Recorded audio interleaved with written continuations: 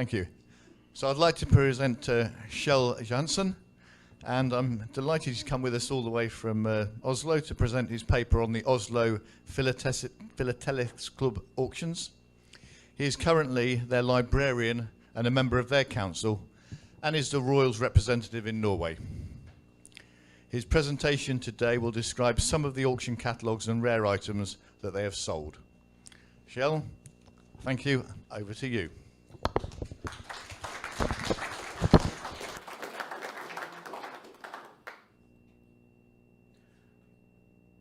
Okay, we operate with two names. Originally, the city of Oslo was called Christiania, after a Danish king who moved the town from where it was to another place because of fires back in 1624. And then we changed the name of the city to Oslo in 1924, or 25 actually. 1st of January 1925 was called Oslo, everything. And the society was founded in 1886, 11th of December, which is one of the earliest stamp societies in the world. And in Scandinavia, there's only one that's older than us, and that's about a month or so. An attempt to start a stamp society on the 25th of November 1876 failed. I didn't get anything going. I think it was the same people that was behind it. And they started as in the shop of a stamp dealer, who also made a catalogue in 1877, which we don't find anything in references in auctions catalogues at all. And they changed the name, as I said, in 1926. In the society, they discussed for a year if they should change the name to Oslo as well. They did in 26. The first public auction that we know of took place in the second Nordic Philatelic meeting in Christiania in 1895. And as I said, fourth stamp company to arrange a stamp-only auction, which is kind of unusual for a stamp society, I would guess. Then the auction catalogue in 1895 looked like this. 8 pages in all, no asking prices or information on value of stamps or stationery listed. But it was stamps and stationery from all over the world, even as far away as in Australia in 1995.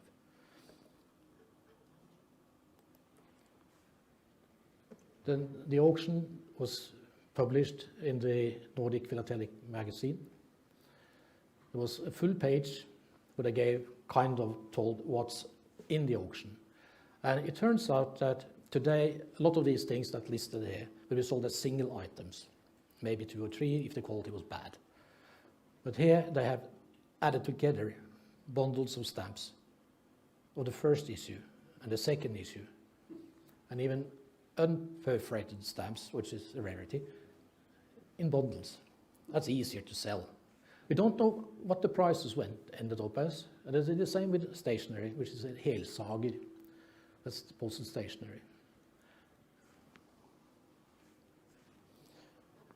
And then, of course, when this auction was with the Philatelic Congress, kind of, you had an admission pass with your name on. And then 2 years after the event, the final papers come out in 1897. And the strange thing here is it took 2 years to write it. And a lot of the things that in here was published in the Philatelic magazine before it came in the booklet. Both items are in our collection, of course. And the invitation to the meeting was for these stamp societies. And you can see them here as well in the ad, it was on one page. And the committee was fairly big. And here's a lot of these names are famous Norwegian collectors that we know almost all of them. And I have found now when these societies started. As you can see, there is 3 of them in 1886. And Copenhagen was a little bit before the other ones. The Frimerke Samlerforening in Gothenburg haven't found anything on. Norrbottens haven't found anything either, and Svensk Filatelistklubb in Stockholm. I think they merged with the other one from 1886 at some stage, but we don't have the information. Well, I don't have the information, put it like this. And then we come to, did we really start in 1895, or did we start earlier? This is a page from the Philatelic magazine, giving the minutes from the AGM in the Christiania Philatelic Society from 1888. And here I marked it a couple of places there. You see the one there, it says auksjoner, which is auctions. And they said that during the year they had got some money into the Stamp Society by trading and changing and auctions. And they had what we call lotteries, which we call raffles. There was raffles almost at every meeting throughout the years. So they obviously had auctions as early as 1888, which we, well, haven't seen anything from. And we have not seen any auction catalogues between 1895 and 1914. And that's the catalogue, the front page. See, the illustrations are okay. And I've highlighted one of them. The one up there, there's one of 4 covers with stamps. There's no perforations on it. And that was, as I say here, sold at that auction.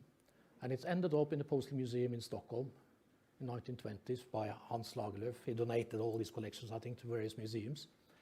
I've tried to get a photocopy or a color copy of the original there, but I haven't got that far. I haven't got any response when I asked about it. So, Jonas, you have to pull his ears. Well, the museum is closed at the moment. So, and then first name sale we had in 1915. The original catalogue that I found was like this, and then I had another one where it says the name of the chap that they sold it for, and it's Axel Steen was the president for quite a number of years. And so that's the first name sale that we know of in Norway. Been a few in recent years, that's a total other story. Then we had the one auction one country auction, all German states, in 1918. And I highlighted one stamp.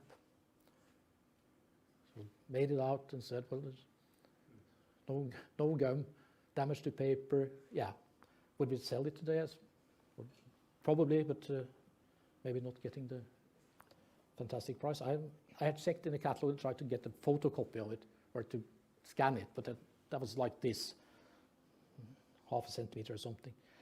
But the interesting thing is that's all the auction lots on 3 separate sheets. So they're all there. That's the all 85 lots.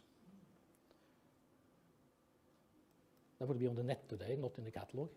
And then we have here, in 1922, this 666 was sold. And if you look at it 1922 or 2022, 100 years later, it's been a bit improved, to put it like that. Got nice edges on it, put the cancellation a bit better, so a touch up. And that's back from so somewhere between 1922 and 2022, we guess in the 50s. That's usually when things happen like this. And then we had the first international stamp exhibition in Norway in 1924, auction catalogue. Of course, 575 lots over 2 days.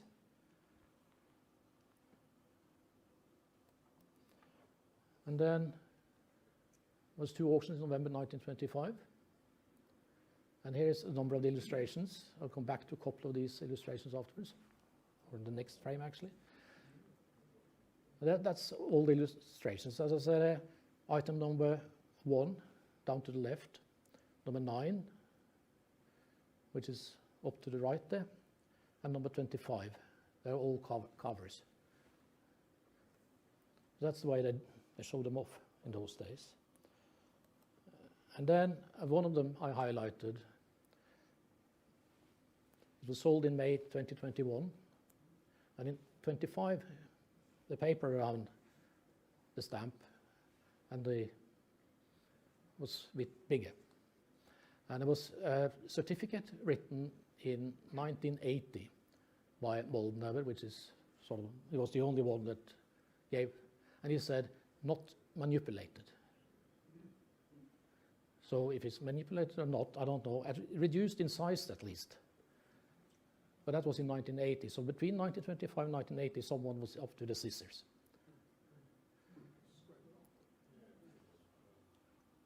So I'll leave it to the ones that are experts to decide if it's manipulated or not. Then in 1926, there was 2 auctions, again with catalogs. And the illustration there is for both the auctions, because there were sort of a little time between them. And suddenly, it turned up that I had a catalog in English instead of Norwegian, which was the usual way. And here is a few interesting items. And when I started with this, I sort of thought, okay, we've sold a few interesting items, but do they still exist? And as you can see on the one at the left, there's inverted overprint. There are only 4 recorded. All are cancelled at the same date, 20th December 1908, in the city of Kongsberg. And I have color copies of another 2 of them. I haven't found all 4 so far. And then the strip in the middle has, as you can see on the right-hand stamp there, there's 11 instead of 1 as a value. And it seems like it's been loosened during the printing. And there's only 4 recorded according to the catalogue of Norwegian stamps. But while I was doing this job to trying to find color copies, I ended up with 5. I had four single ones, and then the one in the middle there, which we know where it is, but the collector is not quite with us. He's a bit, so if you asked him to get a scan of that, we probably wouldn't get anything. And then we have the only item that was highlighted in this auction catalogue was the Swedish one, the 20 öre in the 30 öre. And the catalogues they used were UVR and Gibbons numbers, and the catalogue value was with UVR. And they used a lot of SEMF catalogues as well. Depended a bit, seems to. And then Jonas mentioned yesterday Georg Størmer's book about the 100 most important Norwegian items. The yellow block of 4 there was actually sold first time, as we know, in 1927 in the Oslo Philatelic Society. I know it's one of the few ones left, and the original from the catalogue is on top there. And then I mentioned the unperforated 4 shilling. They are recorded, used 3 different cities. But, so we don't know how many there is of them. But at this place, maybe, we have recorded 38 items. And we know the sales price, which is sort of not kind of interesting, but the sales price you can compare as a month's salary in those days. And when you buy them at auction today, you pay exactly the same month's salary.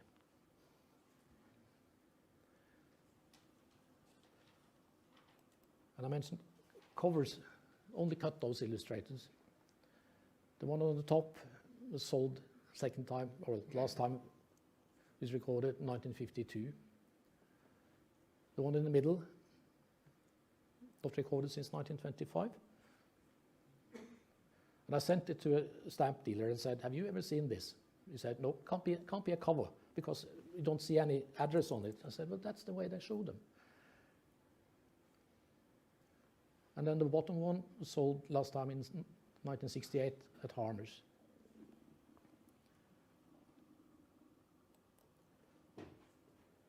They produced a Norwegian stamp catalogue in 1929 by the society.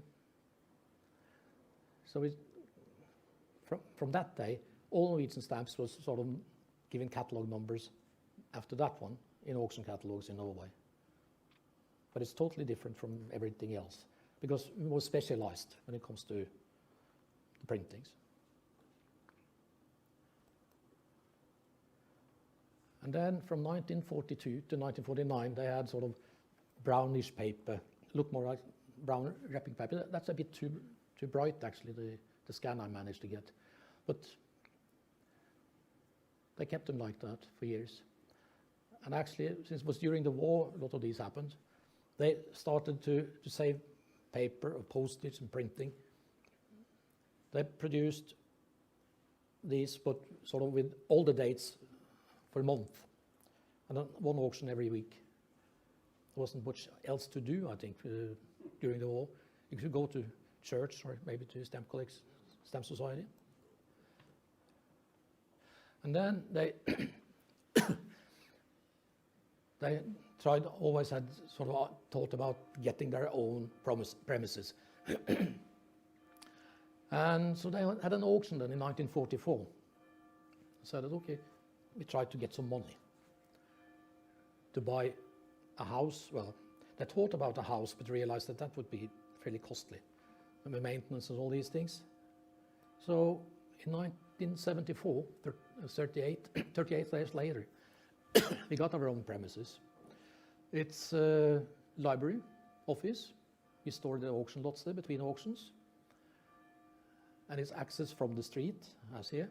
It's nothing sort of open the 5th floor. But it's too small to have meetings, unless you have sort of a group of 10 people maybe. As soon as you get up to 20, it's getting cramped. And that's because of all the bookshelves. So we're happy with that place. It needs some maintenance, as always, other things do. But we live well with that one. And then charity auctions.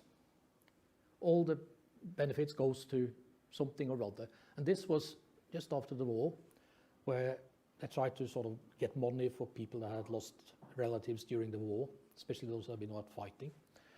And it wasn't, and actually they said, bid as high as you can to buy it back. You wouldn't say that today, would you? So they raised quite a lot of money, and the post had a slogan postmark, which they used then for, what is almost a month. And that's a way to do it. I wouldn't say that it would be done today. Maybe not, maybe. And then we had in 1956 a one catalog number auction, Norway number 1. And most of these 54 that's there, the single stamps, there's one pair.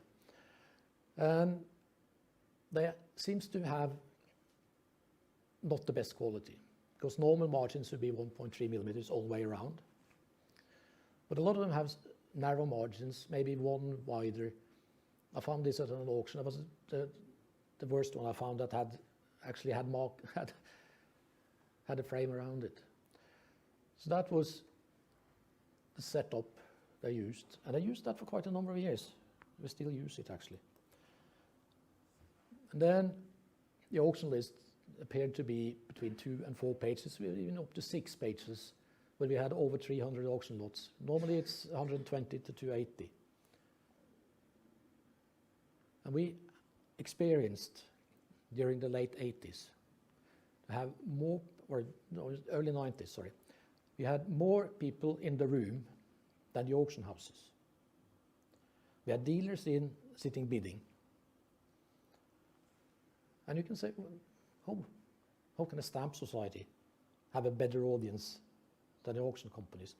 One of the reasons was, I think, one of the companies always said that this is so fantastic, this object. You have to buy it. You have to bid high. And not many like that. course, because people want to make up their own opinion of what I sell or buy. So it turned out that before this, we had an auctioneer who put up his own things. You could see it on the asking prices because they were way too high. Never sold. And if he sold, he bought them himself. And the rumors was also among some of the auction houses that if they didn't get sort of what they really wanted, they knew they had high written bids. So they started to go like this. The chandelier probably gave a bid. The painting on the wall gave a bid.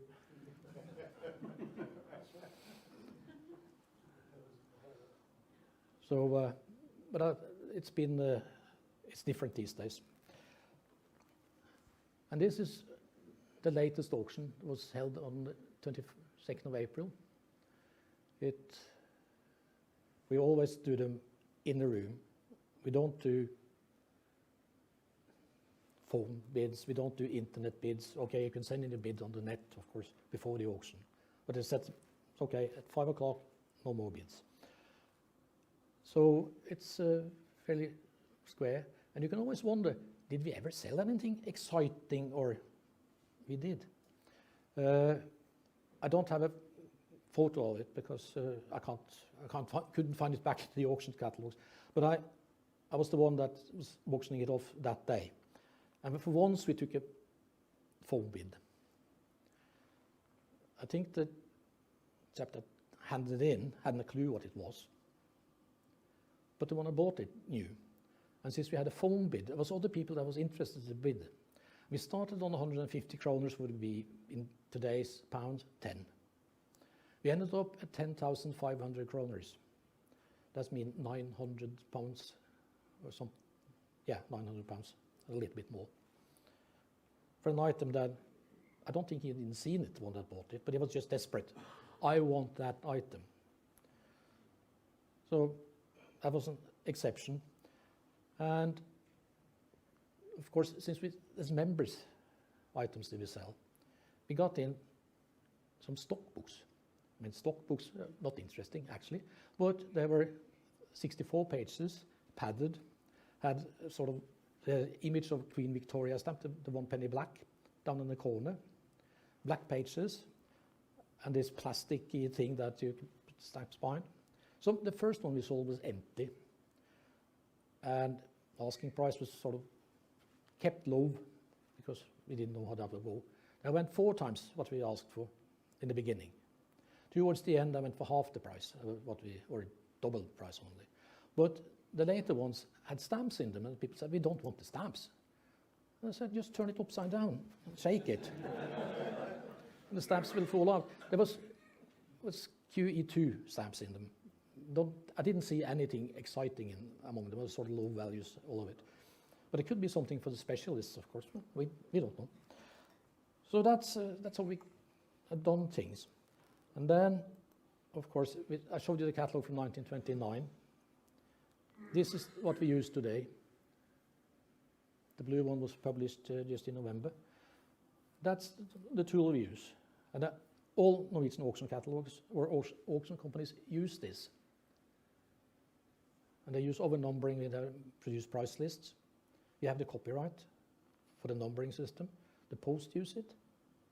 Everybody. So it's a long way from Senf and a 1929 catalog. So it's, I think we have maybe developed the catalogs way better than the auction system, but that's be the way it is. And then some auction facts. Between 1888 and 2024, in excess of 1,300 auctions, and more than 131,780 lots. And that's based on the auction list I have. I realized, because I went through this to try and sort of figure out how much we have sold, I realized I was missing some. But somewhere in our library, I have 50 years of auction catalogs handed in by a member years ago, which was every single auction catalog for the 50 years he was a member. So I hopefully I find the ones I'm missing there. If not, I have a little problem. But I'll come up with the exact figure sometime in the future. Thank you.